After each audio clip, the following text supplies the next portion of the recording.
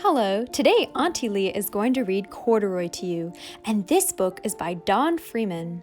Let's go ahead and get started by opening the first page. Corduroy is a bear who once lived in the toy department of a big store. Day after day, he waited with all the other animals and dolls for somebody to come along and take him home. The store was always filled with shoppers buying all sorts of things, but no one ever seemed to want a small bear in green overalls. Then one morning, a little girl stopped and looked straight into Corduroy's bright eyes. "Oh, Mommy," she said, "look, there's the very bear I've always wanted." "Not today, dear," her mother sighed. "I've spent too much already. Besides, he doesn't look new. He's lost the button to one of his shoulder straps." Corduroy watched them sadly as they walked away.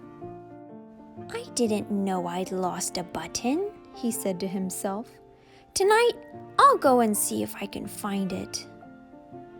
Late that evening, when all the shoppers had gone and the doors were shut and locked, Corduroy climbed carefully down from his shelf and began searching everywhere on the floor for his lost button. Suddenly, he felt the floor moving under him. Quite by accident, he had stepped onto an escalator, and up he went. "Could this be a mountain?" he wondered. "I think I've always wanted to climb a mountain." He stepped off the escalator as it reached the next floor, and there, before his eyes, was a most amazing sight. Tables and chairs and lamps and sofas and rows of beds. "This must be a palace," Corduroy gasped. "I guess I've always wanted to live in a palace." He wandered around admiring the furniture. "This must be a real bed," he said. "I've always wanted to sleep in a bed." And up he crawled onto a large, thick mattress. All at once, he saw something small and round. "Why, here's my button!" he cried, and he tried to pick it up. But like all the other buttons on the mattress, it was tied down tight. He yanked and pulled with both paws until pop! Off came the button, and off the mattress Corduroy toppled, bang, into a tall floor lamp. Over it fell with a crash. Corduroy didn't know it, but there was someone else awake in the store. The night watchman was going his rounds on the floor above. When he heard the crash, he came dashing down the escalator. "Now who in the world did that?" he exclaimed.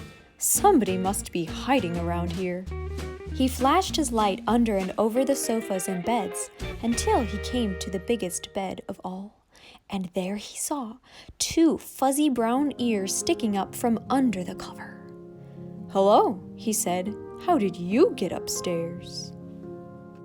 The watchman tucked Corduroy under his arm and carried him down the escalator and set him on the shelf in the toy department with the other animals and dolls. Corduroy was just waking up when the first customers came into the store in the morning, and there, looking at him with a wide, warm smile, was the same little girl he'd seen only the day before. "I'm Lisa," she said, "and you're going to be my very own bear.